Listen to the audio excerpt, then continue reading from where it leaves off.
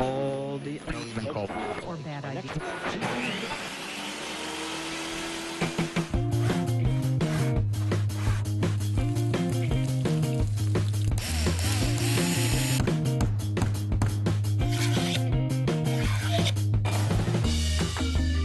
You're listening to the Breece Creator Podcast. I'm Lee Breece. It's my birthday today. Every time I go see a play or I stay in a hotel, I never enjoy the show or watch cable all day long. I'm constantly like a toddler looking in every direction of the architecture and the craftsmanship in these gorgeous buildings. In this project today, we're going to talk more about this and how you know you're a maker, updates, and getting tools through security. Glue your ears to the speakers till the show ends. No matter if you eat pizza or if you're on a carb-free diet, amateur or expert, everything in this episode is for you. Listen to the whole episode to find out which side of the bed I sleep on, how I met Bill Belichick, and I might make you laugh uncontrollably. So my streak of being able to get out to the workshop every week has ended. I had this thing called DECA competition. I mentioned it in the last week's episode of the podcast. So I was gone Sunday through Tuesday, and I was working on my project Saturday night and Sunday morning, so I was not able to get out in the shop at all this weekend. Obviously, I was recording the podcast on Friday. So although it's disappointing, the streak has ended. I actually have never been able to make it out in the shop consistently since I can remember. I think I had a streak since about Christmas break, which would have been last week of December and the first week of January. So I guess I was about almost, well, I guess actually that would have been 3 months. That would have been 3 months straight, got out there every single weekend. Usually I'm just so busy. I've always done, especially being in high school, I've always done sports or clubs, or I've had, schools bogged me down or work. But this year I've actually finally been able to step back from some of those obligations that I committed to during school and been able to get out in the shop more, which really has been kind of therapeutic to me. And it's actually kind of, I don't know, I feel like my mind's in a better place just because I'm able to relax. And I think I've talked about it before in other episodes that when I go out in the shop, it's kind of like therapy for me. I just get in the zone of go, go, go. I can tune out the rest of the world. I mean, I only have windows on one side of the shop, so that's just me in there working on what I'm working on. So even though I didn't get out in the shop, I do still want to do a podcast episode this week. Even though it's not going to be about making, it's actually going to be about something else that I actually find myself doing constantly. So like I mentioned in the intro, I mean, when I go to a hotel or I go to an event, I mean, especially when I'm going to a theater or something, like I'll mention specifically, 2 years ago, we went on the New York trip for the marching band. I was drum major in high school. I still am until they replace me. They haven't replaced me yet. I'm a senior at Brownsburg High School. I've not been replaced yet. So I was drum major this year and last year. And last year we went on this trip to New York City. We marched in the Thanksgiving parade at Philadelphia. But when we went to New York City, we went to go see Aladdin on Broadway. At least I think it's on Broadway. I always thought Broadway was like one theater, but I think Broadway is like a street or something. And there's a whole bunch of theaters on that street. And I think this was on Broadway. But I go in there, Aladdin. It's Aladdin. It's a great show. The story and everything. And it was an absolutely fabulous production. I loved it. It was very fun. It was very fun. It was very entertaining. Unlike the Florida trip, I stayed awake for the show the entire time. We went to go see Cirque du Soleil in Florida 4 years ago, and I was so tired from going to Disneyland that day that I fell asleep and missed about half of the Cirque du Soleil show. Oh well. But anyways, but I was constantly distracted. I missed several of the scenes of that musical play, whatever. I guess it's kind of a mixture of both, because I was constantly looking around at this gorgeous theater on Broadway Historic. It's very old. It's got all the original seats and the architecture and the balcony and all the decorative finished carpentry and the artwork. It was absolutely gorgeous, and I wanted to focus on the great acting of the show because I believe in that in performing arts as well as a person who does performing arts.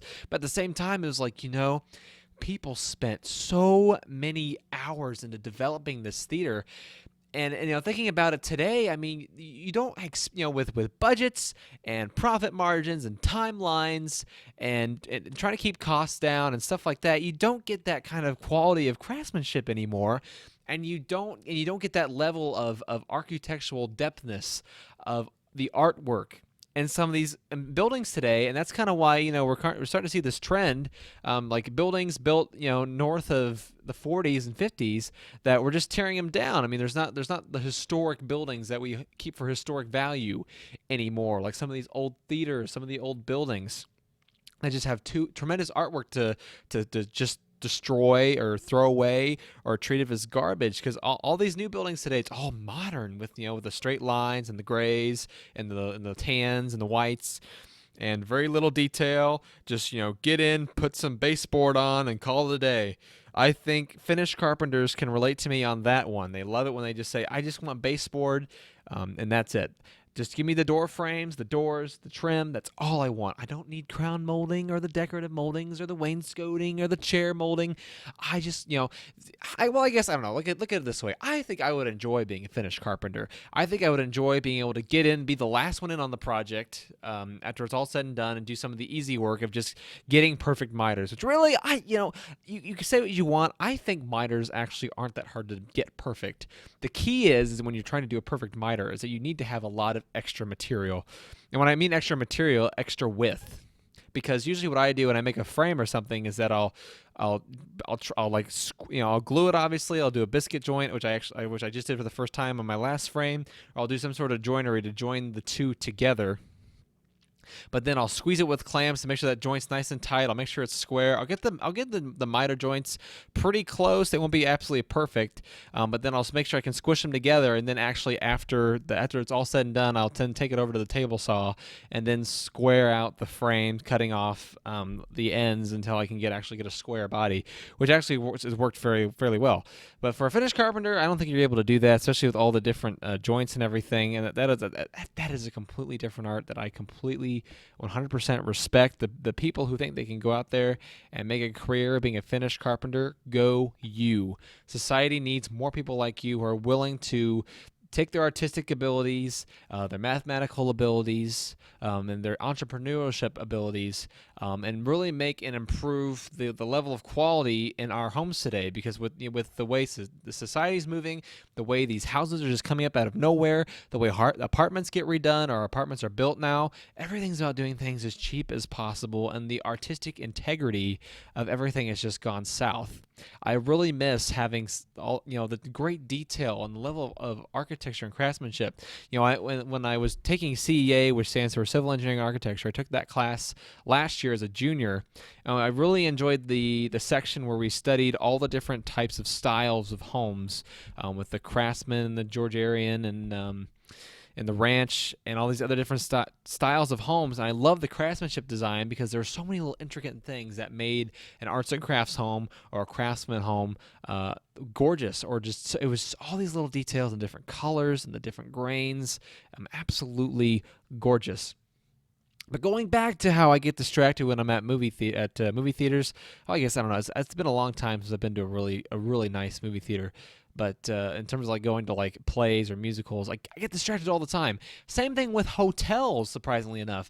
Now, I'm not talking about like Holiday Inn or Motel 6. I'm talking about like, I have been very fortunate enough to have one or two opportunities to stay at like Doubletree, and then actually this past weekend for the DECA competition, which is a business thing. I really don't know what DECA stands for, but it's just a business competition where you just make business plans and marketing plans, and you compete to see whose is the best or whose idea is the best, I guess.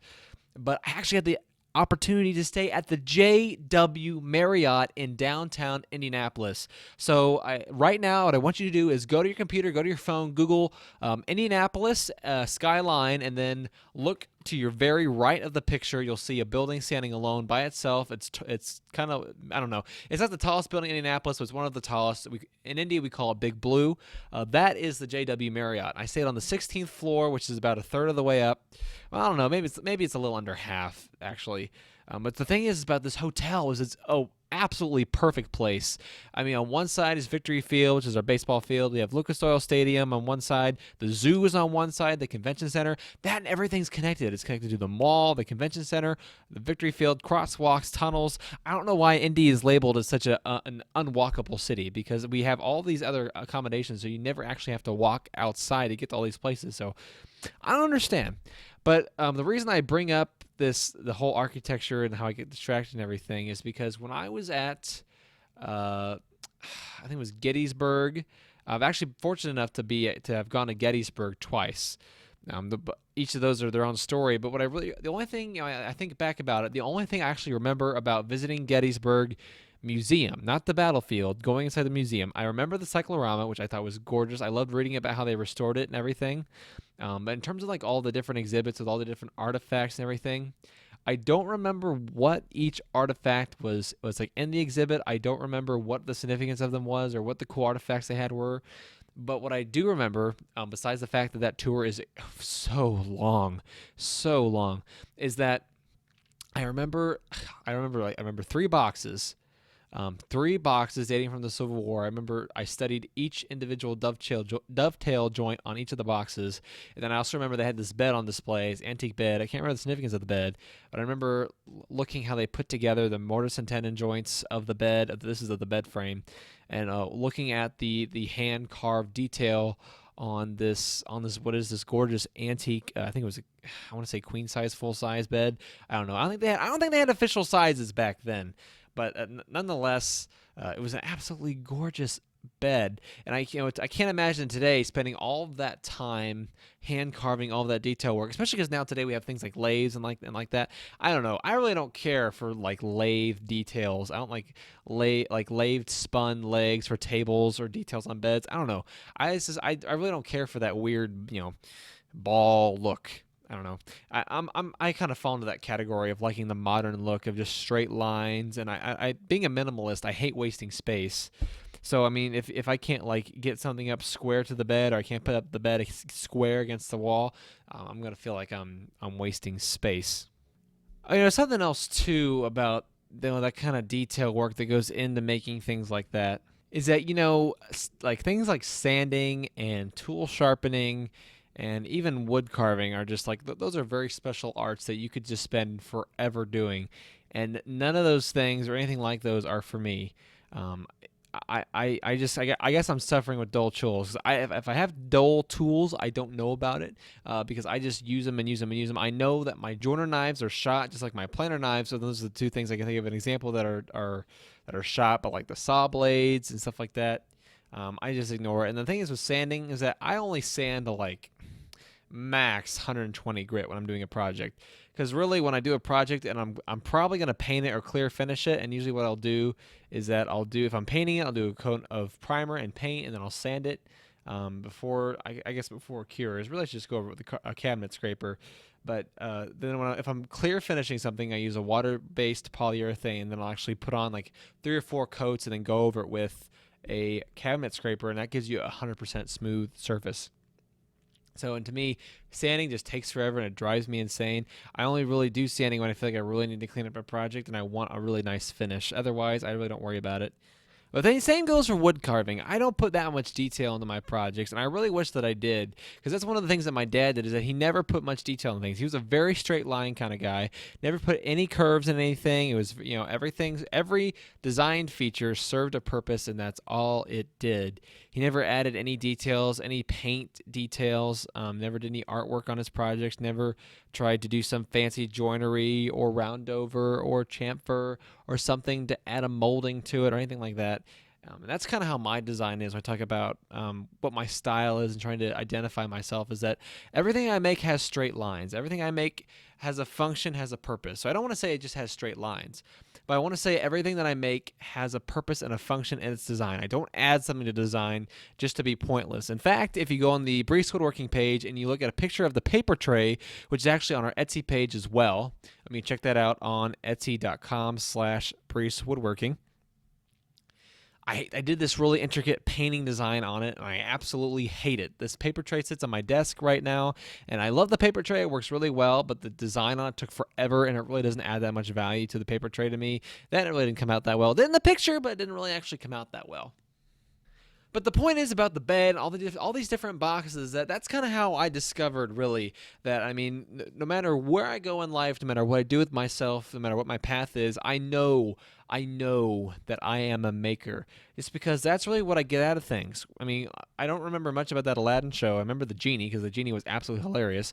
But otherwise, I mean, I can remember the different moldings that they had in there, the different designs in the theater. I remember it from the JW Marriott specifically. I can remember I spent like 10 minutes. I was walking back from the crosswalk to the convention center, and they have this huge open room when you walk out of the crosswalk. And I remember I was like, if I were to finish this room myself, like do all the finished work I'm talking about, like the carpentry and the painting and the carpet, like this room, just like this little itty bitty room in the JW Marriott Hotel would take me a whole day, if not a week, to finish by myself. And like I remember that. I remember looking at the details in each room about how they did their moldings and whatnot. And actually, it was really funny. Well, I don't want to say it was funny. It actually was very upsetting and disappointing. Because I'm going past all the ballrooms of the JW Marriott where we put all our stuff when we checked out, and I'm sitting down at a couch that's outside. Actually, it's on the third floor of the Marriott, across from the ballroom doors. There's a great view of Victory Field. I don't know why you'd ever buy tickets at Victory Field, because this is the best view that you could ever get. I mean, it's better than any view you're going to get at the baseball field itself. But this coffee table that I'm putting my feet up on, I looked at it. Actually, I posted a picture on our story on the Breece Woodworking Instagram page, is that like literally it was a slab, like it was a solid wood slab, hardwood, and instead of doing bow ties, they literally had cut dovetail joints, itty bitty, not big dovetail joints, but itty bitty little bitty dovetail joints to connect the two. And it was sad is that it's still cracked. And I posted a photo and said, shame, shame. And I was like, oh, should have just done bow ties. But what was really cool about that experience is that I've always, I've never done a bow tie myself, and I've watched people do bow ties. And actually, in my opinion, depending on what you're making, I don't really understand the point of bow ties, just because I don't understand why you would want something cracked in your final product. But now I understand why that instead of just trying to mate the two pieces together, it's better to just actually get a completely separate piece of wood, cut a bow tie out of it, and connect the crack with it. So if you don't know what a bow tie is, it's literally a piece of wood that's shaped like a bow tie, and then you cut that out, and then you put it in a slot in the piece of, like, in the crack on like a big slab of something, like if you're making a table and one of the ends is cracked from drying, that you can put this bow tie in it, and it'll prevent the crack from getting bigger.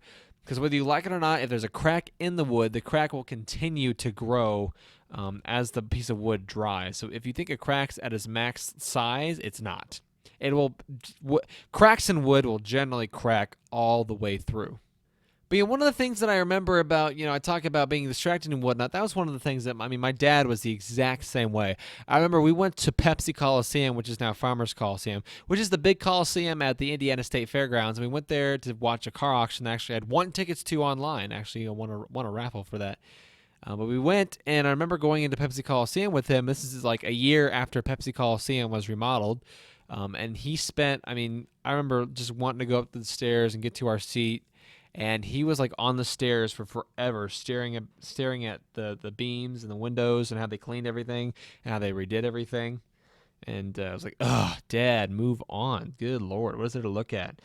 Because I don't put buildings together, so I don't really, I don't look at how buildings are made, so I never paid any attention to it. But he got a lot of interest in that, and I've noticed that, like, when I go to a friend's house, even, or I see a great piece of furniture that I like somewhere, or even if I'm sitting in a waiting room, I don't pull out my phone or pull out a magazine. I just complain and talk absolute crap about all the furniture and how crappy the furniture is in the waiting room, I should say. And I kind of point out the different features of furniture. I think, especially as someone who's trying to design different types of pieces of furniture, of boxes, of whatever, to do woodworking projects with, I'm constantly looking at the different features and the different innovations that these different pieces of furniture have. So, like, for instance, I need to make a TV credenza because obviously the world has moved on from the world of these fat, small TVs to these wide flat screen TVs, and my wall unit that I currently have my TV in can't really hold that big of a TV, so I'm going to make a TV credenza for it at some point. But the thing is that I don't know, like, since I'm going to custom make it, I'm not going to get a design from online. I'm going to design my own because I want it to have the features that I want. And so every time I go to a friend's house or a hotel or wherever, I'm constantly watching, looking at where the TV is, looking at the, does it have drawers or cabinets? Where's the place for the DVR? Is there a place to put my laptop to set on top of it? How much space is behind it? How do they hide the cords? It's a mental checklist, and it's really interesting as, since I know I'm a maker now, it's really kind of weird to, the fact that, it's just an automatic subconscious mindset that I have, and looking at how all these different pieces of furniture are made. I love, just like in the waiting rooms, I love going to hotels and making fun of the desks and the nightstands and stuff like that. And I don't know, I've complained about it before, but that I hate features that are fake. And one of the other things that is fake is the headboards at hotels. I can't remember the last time I was at a hotel, and the headboard on the bed was actually attached to the bed and not the wall. I can't remember the last time that happened. And although I think it's incredibly smart, I hate it because, again, it's another fake feature. But something else that I really like about hotel beds is actually that they have actually in most, not all, but in most they have the wooden ring around the bottom, so that way you can't lose anything under the bed. Actually, it was incredibly ironic because at the JW they had that on the beds, but then I go in the bathroom and instead they don't have like a cabinet vanity. They had they had like a counter. But actually, it kind of looked like a workbench, to be honest. That's really the best way to describe it. It had the top, and then it had some storage underneath. It didn't have like drawers or anything. It was just open. And they had like slats and stuff. That was the thing. It wasn't like a solid piece of wood. It had like slats in it. And then there was a ton of room underneath it. It's like, well, someone's going to kick something underneath this vanity, or they're going to drop something and it's going to slide under there, and they're going to forget it. Because that's the thing about hotels. I feel like they purposely try to help you, not to forget things, which I appreciate. I wish they would do more. I think there's what's in it for them is that, every time I forget something, I have to call them and ask them to ship it for me. I think I'm very grateful that they do that. But at the same time, that's like also another cost to them. I usually have to pay for shipping if I want something shipped to me. But there's something in it for the hotel. You don't have to waste time, you don't have to waste money on shipping the dang thing. So like I said, I wish they would do more to, try to prevent people losing things. But one other story I want to tell you about, although it's kind of maker related, not really, actually has nothing to do with it at all. But before I talk about that, I do want to mention that if you watched anything on the Breece woodworking page this past week, you will notice that I have posted pictures of my tripod that I made last week in action. One of the most frustrating things about the tripod was that I had painted it black and the paint dry but didn't cured.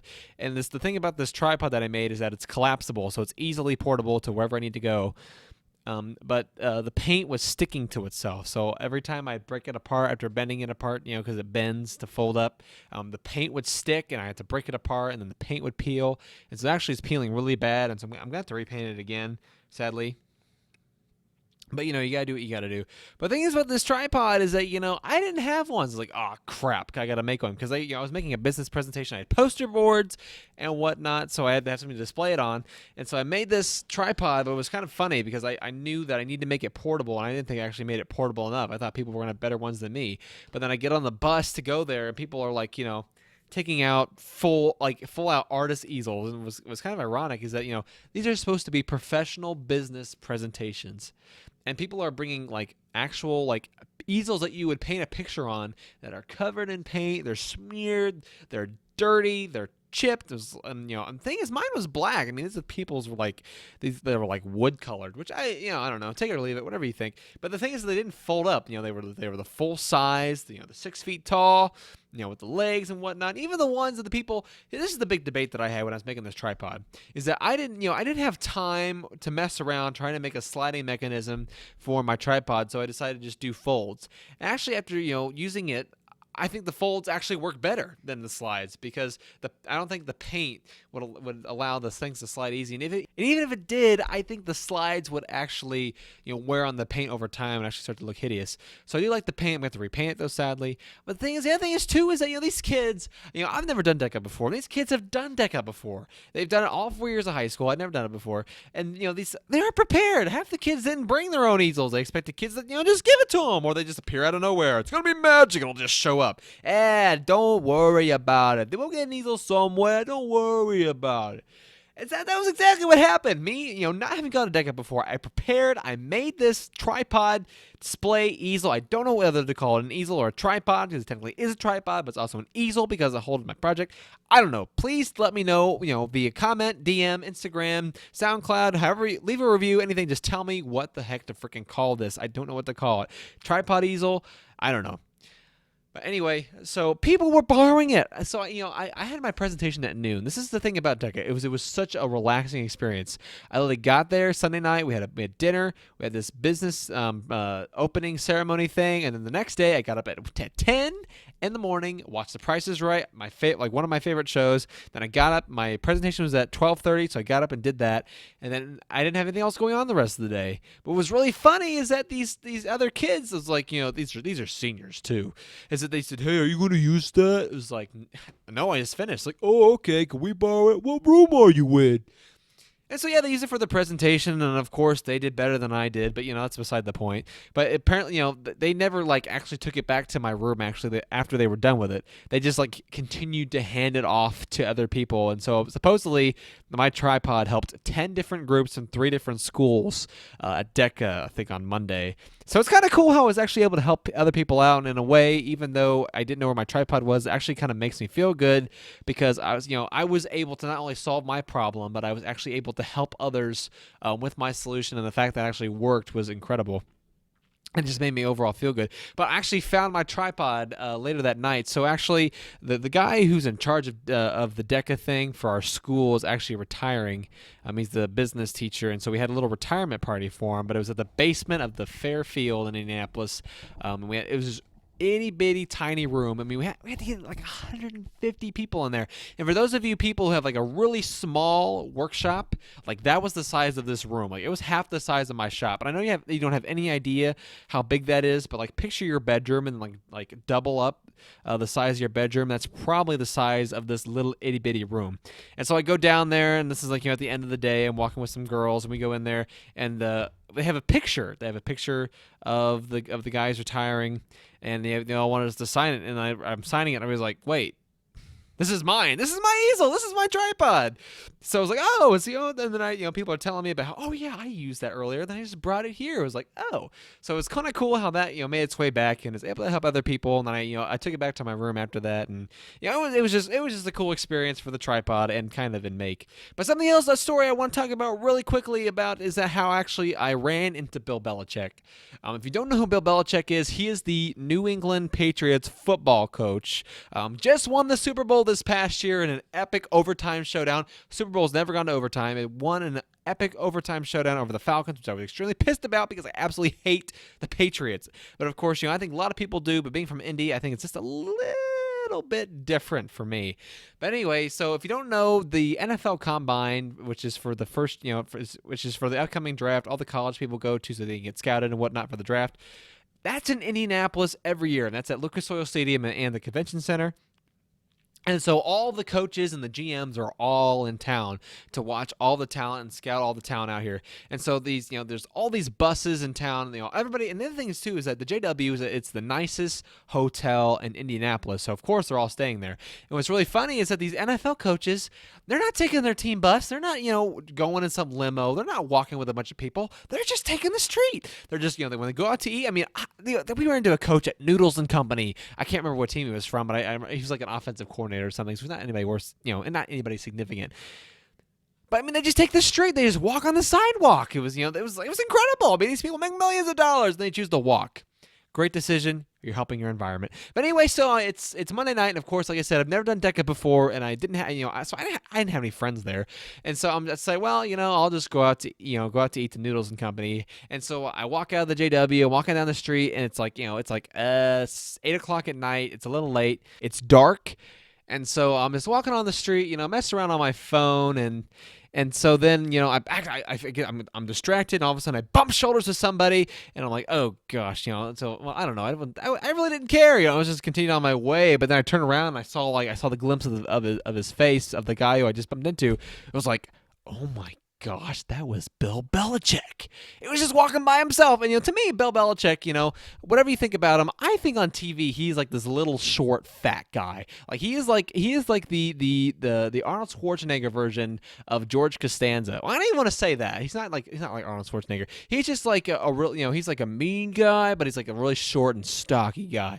But I met him in real life, and this guy is like, he's taller than me. He's like 6'3", and he's really thin. I thought he was this really short guy. Nope, tall, really thin. So then I ran up to go apologize to him, and he just kind of shoved me off to the way. And so then I still kept walking with him. I told him about how, I appreciated, when his team came to Indianapolis for the Super Bowl. I think it was in 2012. I told him I thanked him for that and bringing all the fan base and all the great things to the city. Even though I hate the Patriots, I also thanked him for making his majority of his team go to the White House. And I appreciated the comments they made to the press about that, because when people watch the NFL, they're doing it to get away from their lives and politics. And so I thought that Bill Belichick's comments about when it was announced that their teammates who were going to skip going to the White House, the way he handled that, I thought was great. So then I walk with him, and then he goes into St. Elmo's, and then of course I'm left out there. And St. Elmo's is the big fancy restaurant in Indianapolis. So anyway, then I go and run up ahead to the people in front of me and tell them that I just ran to Bill Belichick, and they're like, I'm like, hey, did you guys see that was Bill Belichick on the street? Like, yeah, we saw him. We saw Jason Garrett too. It's like, oh, okay, whatever. So and then I talked with them, and we walked for a little while, and we actually ended up all going out to eat. There's a bunch of people from Carmel. If you don't know, Carmel has a really bad stereotype in Indiana of being the stuck-up, rich pricks. It's kind of like the California of Indiana, just putting that out there. So we all went out to eat. They were actually super nice, and I asked them, what do you have to say to the rest of the world to defend yourself against your stereotype? They said, yeah. All the stereotypes are actually pretty true. It's like, oh, okay. And then, it was really great. They paid for my meal. Absolutely fabulous people. I loved talking with them. It was a really great time. I'll probably have more stories to think about as I think about them. Probably going to come up later in future episodes.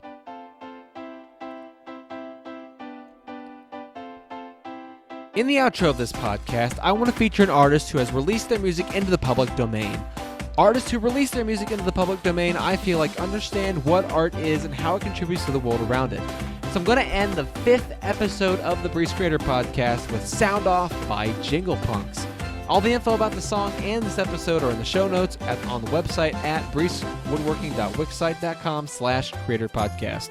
I also want to say that if you have a song or know of an artist who releases their music into the public domain, I'd love to hear your suggestions. You can send me, Lee Breece, an email at breececreatorpodcast@gmail.com with your suggestions. Also, if you're on iTunes, please rate and review. I'd love the feedback, and it helps get the show in front of more people and continue our creator/maker movement. Please share the podcast with a buddy and subscribe, like this episode, leave a comment, or send us an email. You can also tweet at us on Twitter or follow us on Instagram. I'm Lee Breece. I'll see you next time on the Breece Creator Podcast.